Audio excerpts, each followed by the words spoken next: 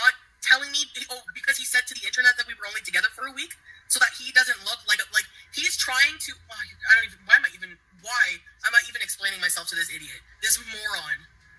Okay, sure, yeah, because he said that we were only in a relationship for a week. That makes it so, right? Even though many of the messages, all of the other stuff purports to being different in the case.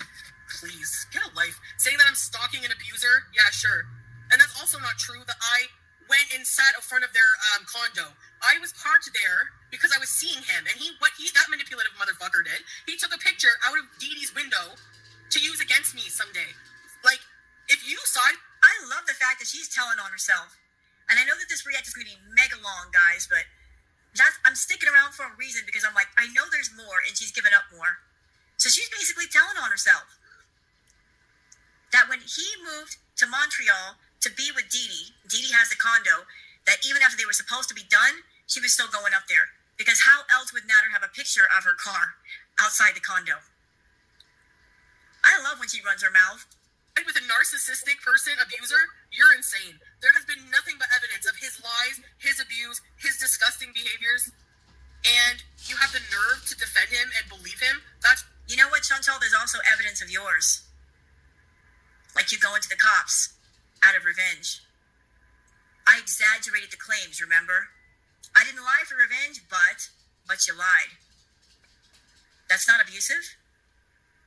Like you're feeling jealous and envious, and you're going to go to the cops and report somebody for abuse? Then I'll have them locked up just because you're mad that they're with another woman? That's not abusive? You're guilty of a lot of things. You're guilty of being verbally abusive, financially abusive, trying to use the legal system out of revenge. You're very abusive. Very. It's your problem. That's your problem, that you were stuck in the green peen on Messenger and you're jealous or something weird. You're pathological. That's your problem. Like, I literally went over there to see him. He asked me to come to see him. And then why didn't you say no? He didn't have a car. You did. And if he was so terrible, why would you want to go see him? Why did you block his number? Why did you continue to talk to him? When I parked in the parking lot and told him to come out now, I was here. The stupid loser takes a picture of my car saying that I'm stalking him. He used that on a rainy day when we weren't together anymore. I remember something messed up that you said, Chantal. That you said in Cuba. Was it Cuba? Or no, it was a Canadian villa. You were laying on your bed and you said that you wished you could keep the charges on Natter and sleep with him at the same time. That there could be a way that you could see him and be intimate with him and yet keep the charges on him. You wanted those charges to stay, so you could use those charges like a toy that you could play with to get your way. Sick. Is it that hard to figure out? Like, please, I stalked him. Oh, by going over and looking in the window that was like at my level. There was no curtain there. Oh, sorry. Yeah, sure. But him hiding my keys and not letting me leave the apartment, and me running to the dépanneur to get away from him, and him coming after me, that's not stalking. No. You never ran away from Natter, and I don't believe that he just hid your keys out of malice. There were many occasions that you went over to Natter's place, Chantal, and you would purposely get effed up. You did it on purpose. You would come over there with edibles and party favors or buy party favors from him, and you would purposely get effed up, just so you would be too high or too drunk to drive home. He didn't want you driving home. So he'd take your keys from you, so you couldn't drive. It wasn't like he liked your company. It's the fact that you would get drunk just so you'd have to spend the night. And you knew what you were doing that.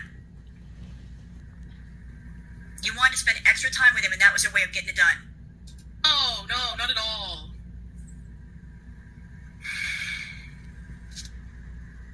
Yeah, Kelly, UK, exactly. The crack hath spoken. Like, are you serious?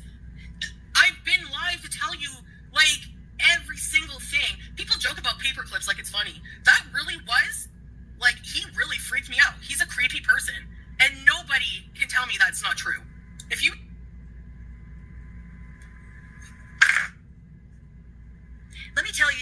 disgusting bitch. Real victims, when they're really scared of an abusive person, they don't get online and put it out there in front of an audience. A safe word. I need a safe word. Real victims normally go into hiding. They just disappear. For their own safety, they disappear. They go somewhere safe, or they have someone hide them. They might have to leave behind family and friends. Because when you have an abuser in your life, that's the first place they'll look for you. They'll go around your family and your friends. They'll go around your workplace looking for you. What you did that night was stupid. Stupid. Going online and doing a live stream, knowing that the person that you're accusing of abusing you is going to see the live stream, that whatever word you come up with, they're going to know it too. It makes no sense. It makes no sense. All the stories that you told about Natter, every single one of them, all those times you came online, telling story after story, night after night, hour after hour. Do you know what was missing from those stories? Real fear. You were never afraid of Natter. If you've really been hurt, you're really afraid. You're even afraid to talk about it. You don't want to think about it. It hurts too much to think about it. Just brings back bad memories, bad feelings. I just showed a clip. You guys saw it. I just showed it to you. But she was hanging around Natter. Did you guys see any fear in her face? Did she cringe away from him? Did she look tense? Does her body language say, I am afraid? No, because she never was. Never was she afraid. I mean, let's be realistic. Natter had a criminal past. Do you think he's going to do anything bad to Chantal and risk going to jail? No. He wasn't going to put his hands on her. Not at all. Her over there talking about he's abusive. Shut your mouth. Seriously? You simp for him, you are a psycho. There's no if, even if you hate me, you let your hate allow you to defend an abuser and completely dismiss another woman's experience with that? That's okay. 3 years ago, Tracy, right? Why is it even still being brought up? Like, are you people are like... You know why it keeps getting brought up, Chantal? Because you keep crying victimhood. Because you keep claiming that you're a victim when you're not. You keep claiming that you're a victim when you're not one.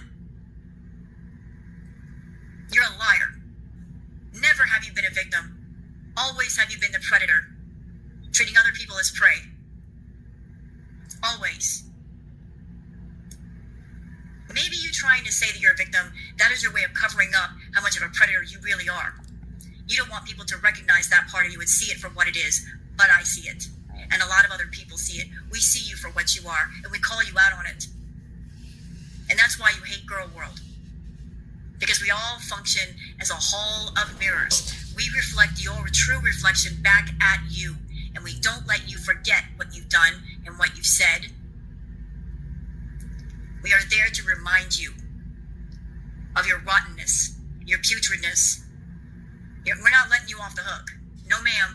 Cut it. Like, it was such a mistake to even come back on live stream. It really was. Then go. Like, I